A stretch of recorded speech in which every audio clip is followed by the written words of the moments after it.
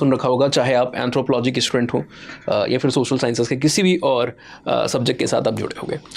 अब ये जो सोशल एनिमल है, इनके बिहेवियर का हमें अप्रोप्रिएशन करना होगा। सोसाइटी के जो नॉर्म्स हैं उसके हिसाब से हमें यहाँ पर इनको चलते हुए देखना होगा, है ना, ताकि सोसाइटी में कोहेशन रहे, आपस में कोऑपरेशन रहे और सोसाइटी एक सुचारू रूप से आगे बढ़ सके, चल सके। लास्ट लेक्चर जो कि हमारा एंथ्रोपोलॉजी डीमिस्टिफाइड का लेक्चर नंबर 26 था, वहाँ पर हमने सोसाइटी और सोसाइटी के बेसिक्स को जाना था, क्या होती है सोसाइटी, अलग अलग व्यूज़ को वहाँ पे जाना था। आज के लेक्चर में, लेक्चर 27 में, we are going to understand about the social group. तो सबसे पहले सोशल ग्रुप को अगर आप देखोगे तो सोसाइटी का ही अंश है। अगर आप देखोगे कोई भी ह्यूमन सोसाइटी अगर एग्जिस्ट कर रही है तो इस सोसाइटी के क्या पार्ट्स होते हैं, क्या कंपोनेंट्स होते हैं, सोसाइटी बनती कैसे है। सोसाइटी बनी है इंडिविजुअल्स से, है ना। इंडिविजुअल्स को हमने कहा था ना लास्ट लेक्चर में कि इंडिविजुअल्स आ रहे हैं, जुड़ रहे हैं और सोसाइटी आपकी बन रही है। अब ये इंडिविजुअल जब आपस में जुड़ रहे हैं तो ये कैसे जुड़ेंगे, ये किसी तरीके के ग्रुप्स के थ्रू यहाँ पर किसी प्रकार के अरेंजमेंट में आएंगे, किसी प्रकार के सोशल इंस्टीट्यूशन का सहारा यहाँ पर लेंगे, या किसी प्रकार के स्मॉलर या ग्रेटर एसोसिएशन का यहाँ पर ये सहारा लेते हुए आपको देखने को मिलेंगे, है ना। In such a way that they are mutually into some sort of arrangement with each other, है ना, with in this entire framework of the society. तो अलग अलग लोगों ने इसको सोशल ग्रुप को यहाँ पर समझाने की कोशिश की है। जब भी हम सोसाइटी की बात करते हैं तो क्लासिकल ऑथर है, सोशियोलॉजिस्ट है मैकाइवर, जिनको आप बेसिकली कहते हो, है ना। मैकाइवर की आप अगर अवधारणा यहाँ पर देखोगे या फिर इनके टर्म्स में बात करोगे तो ये क्या कह रहे हैं, इनका बेसिकली मानना है कि सोशल ग्रुप जो है वो कैसे बन रहा है। ये सोशल ग्रुप बेसिकली एक कलेक्शन ऑफ इंडिविजुअल है। क्या है? कलेक्शन ऑफ इंडिविजुअल्स है, आपको देखने को मिलता है। ये इंडिविजुअल, है ना, the individuals who are brought into some sort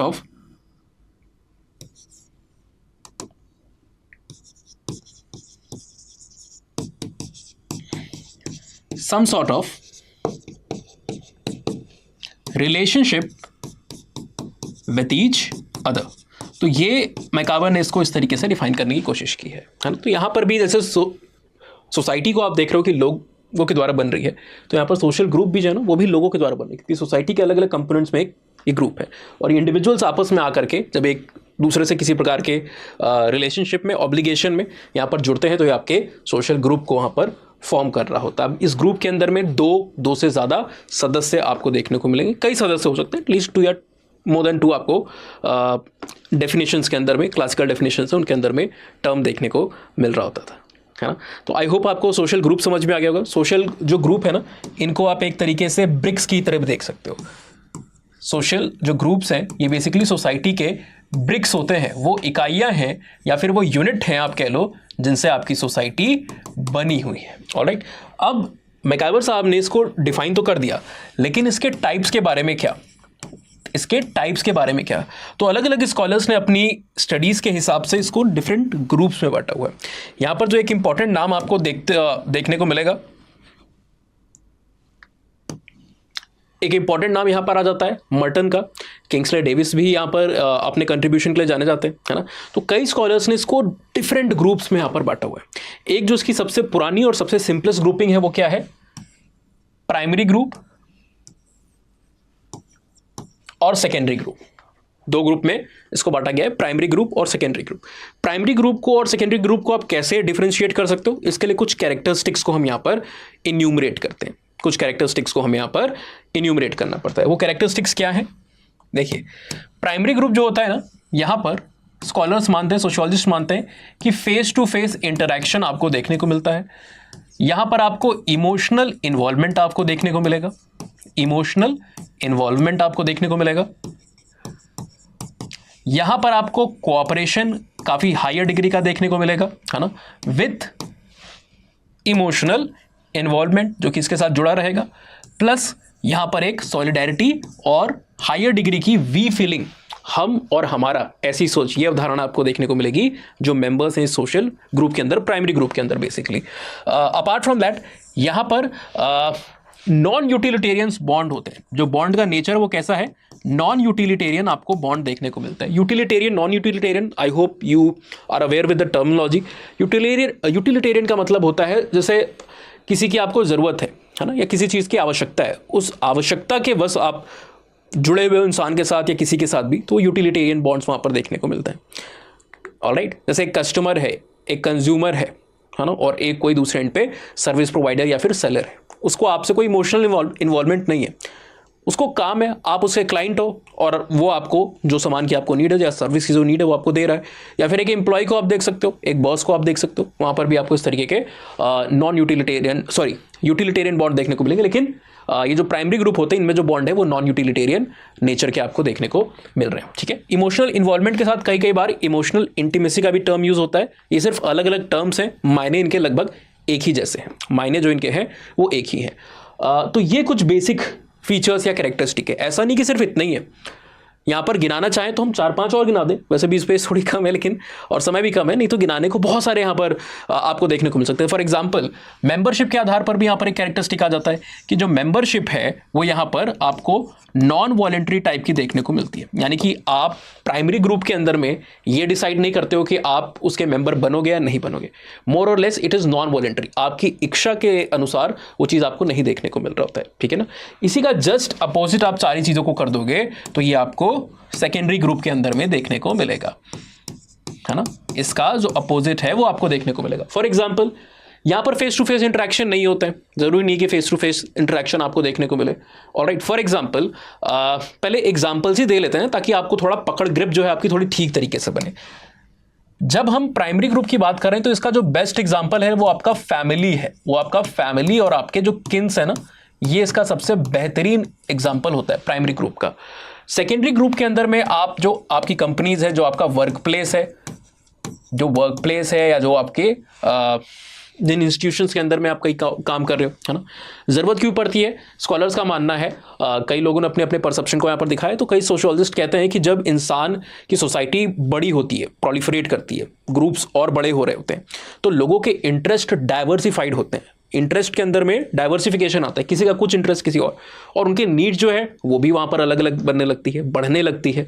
तो इस वेरिंग नीड्स और डाइवर्सिफिकेशन ऑफ द इंटरेस्ट के लिए क्या है, वहाँ पर सेकेंडरी ग्रुप्स को ओरिजिनेट करना होता है, क्योंकि प्राइमरी ग्रुप की फिर वो क्षमता नहीं रहती है कि इतने डाइवर्सिफाइड इंटरेस्ट और न्यू एमर्जिंग नीड्स को वहाँ पर क्या कर पाए, फुलफिल कर पाए।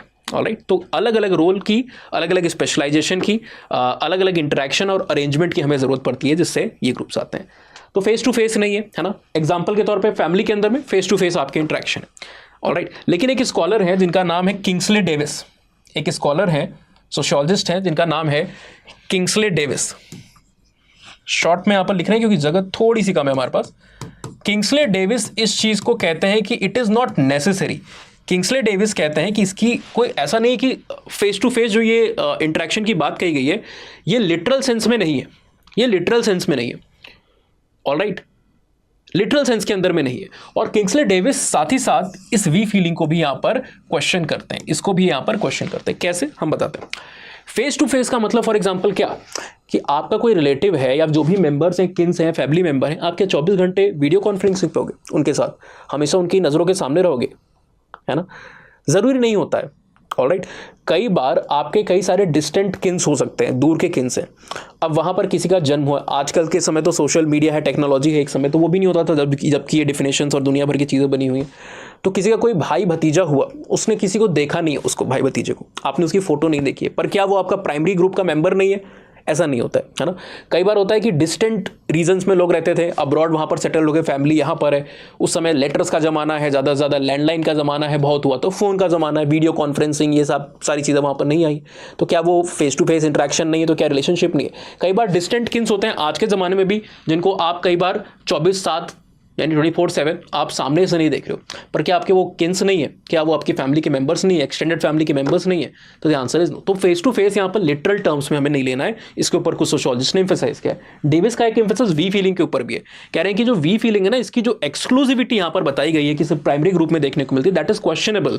Why it is questionable, because कई बार सेकेंडरी ग्रुप के मेंबर्स के बीच में भी आपको we feeling, strong bond, emotional involvement देखने को मिल सकता है। फॉर एग्जाम्पल जैसे आर्मी को आप देखते हो, वो प्राइमरी ग्रुप नहीं है, वहाँ पर रिश्तेदार, इमीडिएट मेंबर्स, किन मेंबर्स, फैमिली नहीं है, पर जो बॉन्ड है वहां पर काफी, वहां के आपको उसके बीच में एक वी फीलिंग, एक हायर डिग्री की सोलिडेरिटी आपको देखने को मिलती है। तो like they have questioned it also. दूसरा यहाँ पर अपोजिट की हमने जो बात की हुई है ना, सॉरी अपोजिट तो सारे ही हैं। फेस टू फेस हो गया, इमोशनल इन्वॉल्वमेंट ज्यादा नहीं है, दोनों का एग्जाम्पल आप ले सकते हो। आप रिलायंस के अंदर में काम कर रहे हो, अंबानी साहब ने आपको नहीं देखा है, आपने उनको पर्सनली हो सकता है नहीं देखा होगा, आपने अगर कभी देख भी लिया होगा तो उनको आपकी एग्जिस्टेंस के बारे में शायद कोई खबर नहीं होगी। हज़ारों लाखों लोग एम्प्लॉय काम कर रहे हैं, ठीक है ना। इमोशनल इन्वॉल्वमेंट भी नहीं है, अंबानी साहब को कोई मतलब नहीं कि आपकी शादी कब हो रही है, आपकी शादी कब नहीं हो रही है। इज द बॉस, वो चला रहे, 20 काम है, कितने लोग को जानेंगे। ऑलराइट, देन कॉपरेशन की जो बात है, यहाँ पर हायर डिग्री ऑफ कॉपरेशन देखने को मिलता है। मेंबर्स एक दूसरे के लिए बिना वेस्टेड इंटरेस्ट के कई बार कॉपरेट कर रहे होते हैं। यहाँ पर जो कॉपरेशन है वो यूटिलिटेरियन कॉपरेशन है, और बॉन्ड भी जो है वो यूटिलिटेरियन है, इसके अपोजिट है, ठीक है। मेंबरशिप जो होती है वॉलंटरी होती है। यहाँ पर फैमिली के अंदर में आप नहीं डिसाइड कर रहे हो कि आप किस फैमिली में पैदा हो गए या आपके बेटे बच्चे वो किसी और में, मतलब यहाँ पर जो इन्वॉल्वमेंट है वो यहाँ पर नॉन वॉलंटरी नेचर की है। यहाँ पर आप देखोगे तो ऐसा नहीं है कि अंबानी साहब का मन नहीं है आप उनकी कंपनी में घुस जाओगे, और आपका मन नहीं है बिरला साहब आपको अपनी कंपनी बुला लेंगे। इंटरव्यू दोगे, दोनों के ऊपर दोनों की सहमति होगी, है ना, तो ही आप जाओगे। आपकी इच्छा है और सामने वाले की इच्छा है, जो ग्रुप में एंट्री दे रहा है, जो ग्रुप में जा रहा है, दोनों की वहाँ पर विश है, मर्जी है, तो ही आप जाओगे। ये डिफरेंस आपको दोनों के बीच में देखने को मिलता है। तो ये हमारा रहा दूसरा लेक्चर। हाँ, एक और ग्रुप, कुछ टाइप्स की यहाँ पर बात की जाती है। जैसे एक ग्रुप होता है ना जिसको आप कहते हो रेफरेंस ग्रुप। रेफरेंस ग्रुप करके भी एक ग्रुप आपको देखने को मिलता है। अब ये जो टर्म है ना रेफरेंस ग्रुप, इसका ओरिजिन काफ़ी डिबेटेड है। शुरुआती समय में लोग का मानना है कि यहाँ पर हर्बर्ट हाइमन ने